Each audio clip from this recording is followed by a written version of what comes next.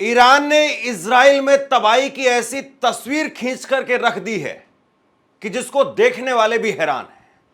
Iran Israel के अंदर ऐसी तबाही इस वक्त में मचा रहा है, कयामत की रात अगर आएगी तो फिर वो कैसी रात होगी।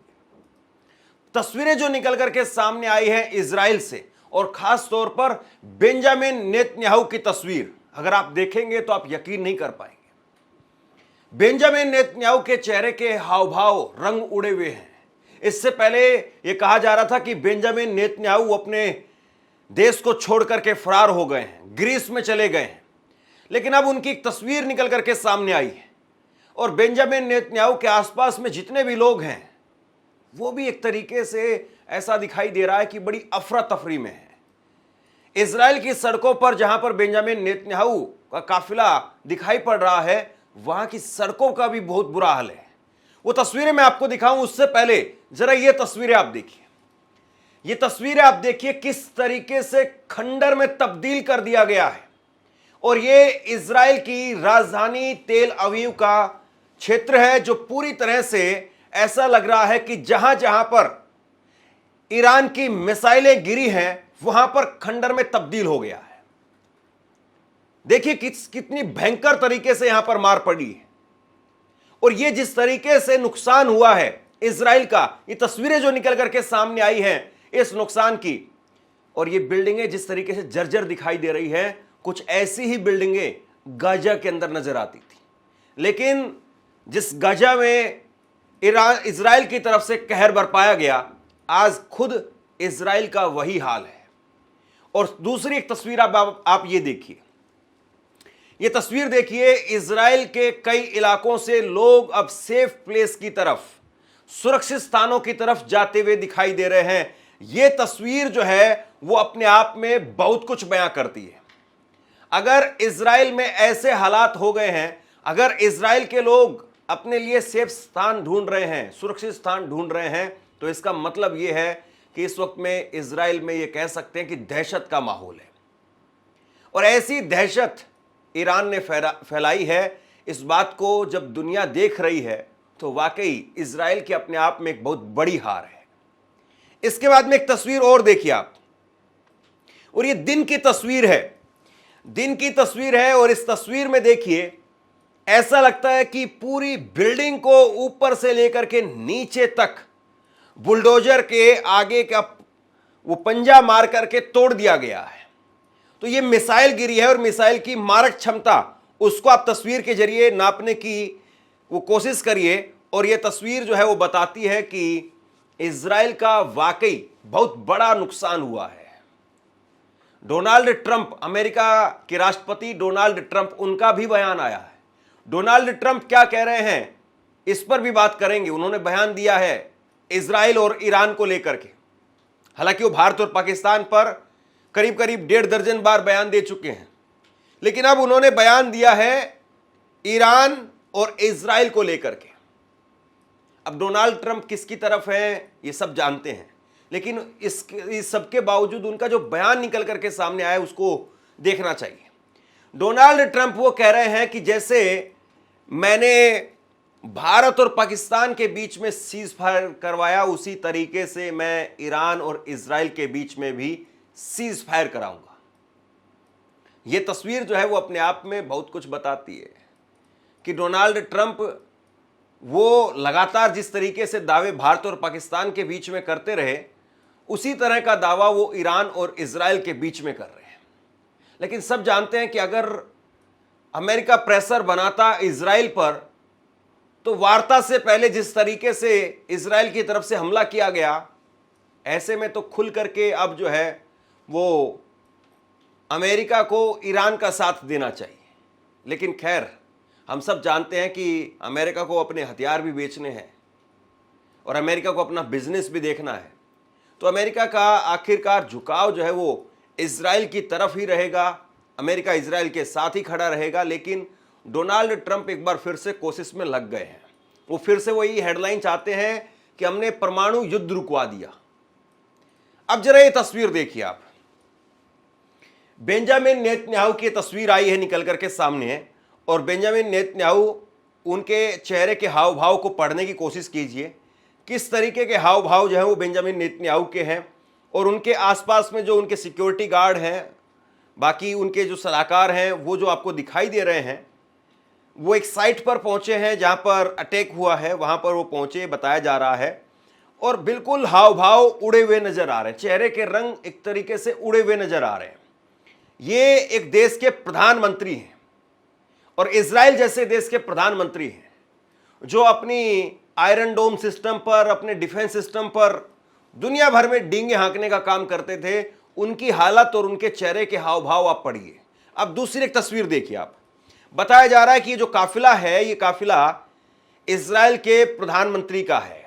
अब अगर इजराइल के प्रधानमंत्री का काफिला या फिर इजराइल के प्रधानमंत्री पहुंचे हैं और उनके लिए अगर आम लोगों को रोकने के लिए इस तरह से बैरिकेडिंग बनाई गई है गाड़ियों के जरिए, तो भी आप देखिए सड़क पर किस तरीके से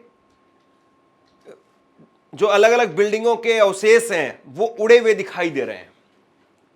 सड़क पर जो है वो मलबा है, और अगर प्रधानमंत्री के पहुंचने से पहले भी इस तरीके से मलबा या इस तरीके से सामान बिखरा हुआ सड़क पर पड़ा हुआ दिखाई दे रहा है, तो निश्चित तौर पर यह ईरान की एक बड़ी जीत कही जा सकती है। ईरान जो है वो अपने आप में एक तरीके से कह सकते हैं कि बड़ी जीत या बड़ी बढ़त लेता हुआ दिखाई दे रहा है। लेकिन फिर भी हमें यह नहीं भूलना चाहिए कि इजराइल, उसको आप ये नहीं कह सकते कि इजराइल पूरी तरह से इस वक्त में खत्म हो चुका है। इजराइल भी पलटवार कर रहा है। तेहरान पर लगातार इजराइल का पलटवार है, और इजराइल के रक्षा मंत्री की तरफ से कल कहा गया कि अगर ईरान ने और मिसाइलें हमारी तरफ दागी तो उसके बाद में हम तेहरान को जला करके रख देंगे। अब दोनों तरफ से बयान दिए जा रहे हैं, दोनों तरफ से जो है वो लगातार अपनी अपनी ताकत दिखाई जा रही है। ये तस्वीर एक देखिए आप, ये वीडियो जारी किया गया है ईरान की तरफ से, जिसमें उन्होंने अपनी सैन्य क्षमता को अभी भी दिखाने का काम किया है कि भले ही आपने हमारे आर्मी के चीफ को मार गिराया हो, भले ही जो है वो आपने हमारे दूसरे लीडर्स को मार गिराया हो, लेकिन अभी भी हमारी आर्मी बहुत मजबूत है। तो इस तरीके से है अपने अपने देश की सेनाओं को मजबूत दिखाने के दावे किए जा रहे हैं, और अपने अपने देश की सेना को जो है ताकतवर बताया जा रहा है। इस तरह की तस्वीरें, इस तरह की वीडियो दोनों तरफ से जारी की जा रही है, और तेहरान में लगातार कोशिश की जा रही है इजराइल की तरफ से कि वहां पर ज्यादा से ज्यादा नुकसान हो, ताकि ईरान को बातचीत की टेबल पर लाया जाए। लेकिन ईरान की तरफ से बार बार यह कहा जा रहा है कि बातचीत की टेबल पर नहीं, अब टिट फॉर टैट होगा, यानी जैसे को तैसा जवाब मिलेगा। आपने वार्ता से पहले हमारे ऊपर हमला किया, हमारे परमाणु वैज्ञानिकों को मार दिया, और कहा जा रहा है यही सबसे बड़ा नुकसान है। देखिए ईरान इस वक्त में जो हमला कर रहा है, ईरान ने जिस तरीके से हमले करके इजराइल की कमर तोड़ने की कोशिश की है, उसके शहरी लोगों को नुकसान पहुंचाने की कोशिश की एक तरीके से, और उसके बाद में बेंजामिन नेतन्याहू पर वहां के लोग, इजराइल के लोग, वो अब सवाल खड़े कर रहे हैं कि आपके रहते हुए हम सुरक्षित नहीं हैं। कई जगह से लोग पलायन करती हुई तस्वीरें निकल करके सामने आई है। लेकिन इस सारे नुकसान के बावजूद अभी भी ईरान का वो नुकसान बड़ा है जिसमें उसके साइंटिस्ट को मार दिया गया। करीब 5-6 साइंटिस्ट, 6 के करीब साइंटिस्ट जो है बताए जा रहे हैं कि ईरान के साइंटिस्ट वो मार दिए गए। और साइंटिस्ट वो जो परमाणु बम बना रहे थे।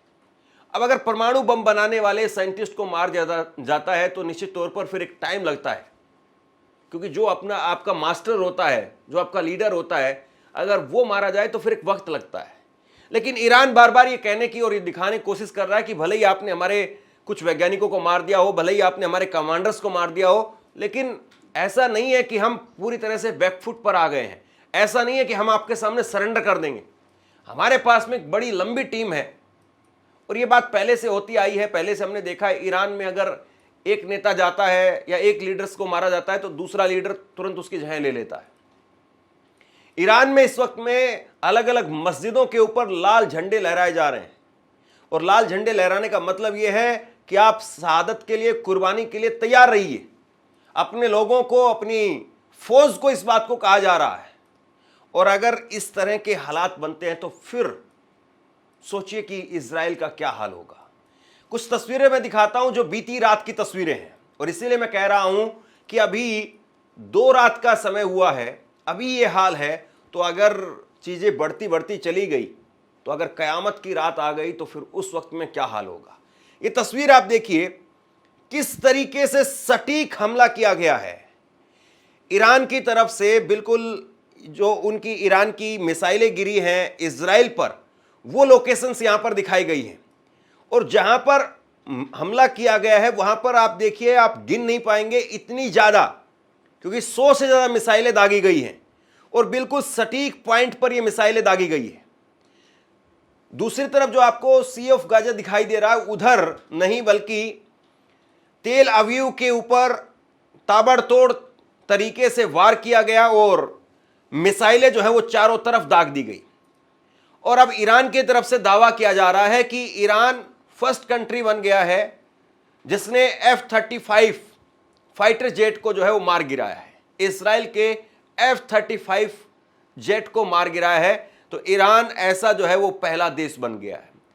ये लड़ाकू विमान है और ये लड़ाकू विमान अपने आप में बहुत सक्षम बताया जाता है, लेकिन इसको मारने का दावा वो जो है वो ईरान की तरफ से किया गया है।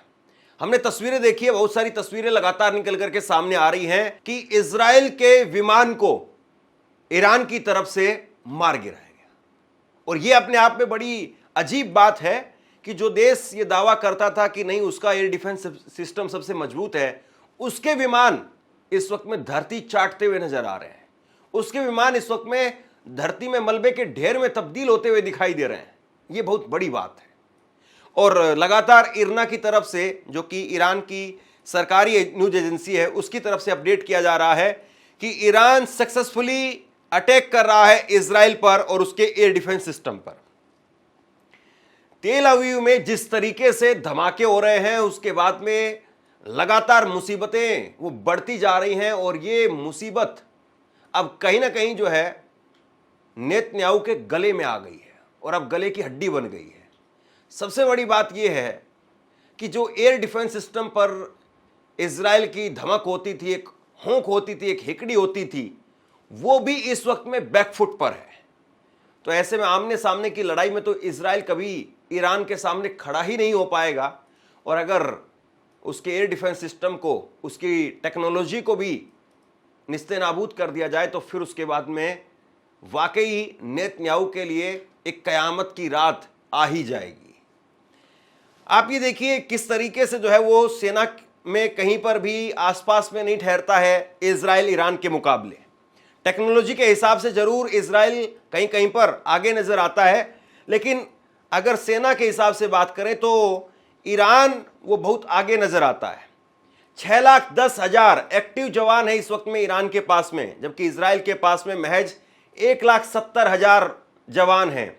वहीं रिजर्व में 3,50,000 जवान हैं ईरान के पास और 4,65,000 जवान हैं इजराइल के पास। ये मैंने पहले ही बताया था, इजराइल अपने आम शहरी लोगों को भी ट्रेनिंग मुहैया कराता है बंदूक चलाने की, डिफेंस की, तो इसलिए जो है उनके नागरिकों की ये संख्या थोड़ी सी ज़्यादा है। वहीं पैरामिलिट्री के जवान 2,20,000 हैं ईरान के पास में और मात्र 35,000 हैं इजराइल के पास में। 65,825 बख्तरबंद गाड़ियां हैं ईरान के पास में और 35,000 बख्तरबंद गाड़ियां हैं इजराइल के पास में। 1,713 टैंक हैं ईरान के पास में, वहीं 1,300 टैंक हैं इजराइल के पास में। मोबाइल रॉकेट प्रोजेक्टर्स 1,517 हैं ईरान के पास में, वहीं 183 है महज इजराइल के पास में। आर्टिलरी गन 3,405 हैं ईरान के पास और 1,100 हैं सिर्फ इजराइल के पास। एयरक्राफ्ट यहां पर थोड़ी सी संख्या ज़्यादा है लेकिन कोई बहुत ज़्यादा नहीं है। 551 ईरान के पास है, 611 इजराइल के पास है। पनडुब्बी 25 हैं ईरान के पास और इजराइल के पास मात्र 5 हैं। फ्रिगेट युद्धपोत 7 ईरान के पास में है, जबकि इजराइल के पास एक भी नहीं है। फाइटर एयरक्राफ्ट 188 ईरान के पास है, इजराइल के पास 240 हैं।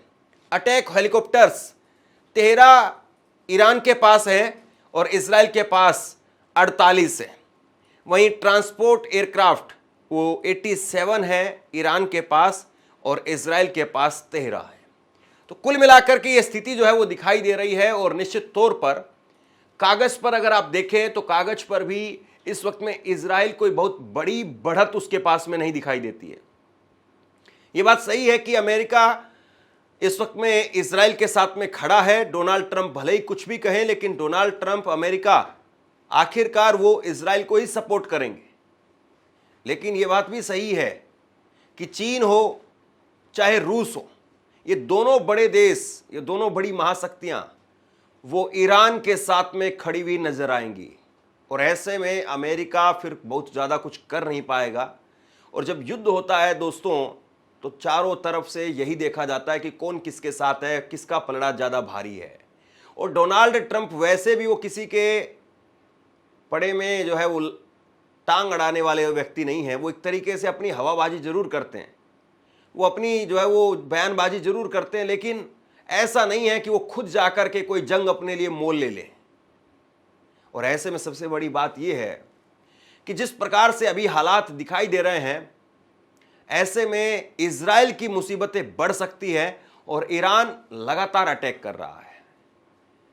भले ही उसके कुछ इलाकों में धमाके हो रहे हों, भले ही इजरायली मिसाइलें उसके वहां तक पहुंच रही हों, लेकिन एक तरीके से जो मनोबल तोड़ने का काम और मोरल विक्ट्री का काम होता है, वो कहीं ना कहीं इस वक्त में ईरान के खाते में नजर आ रहा है।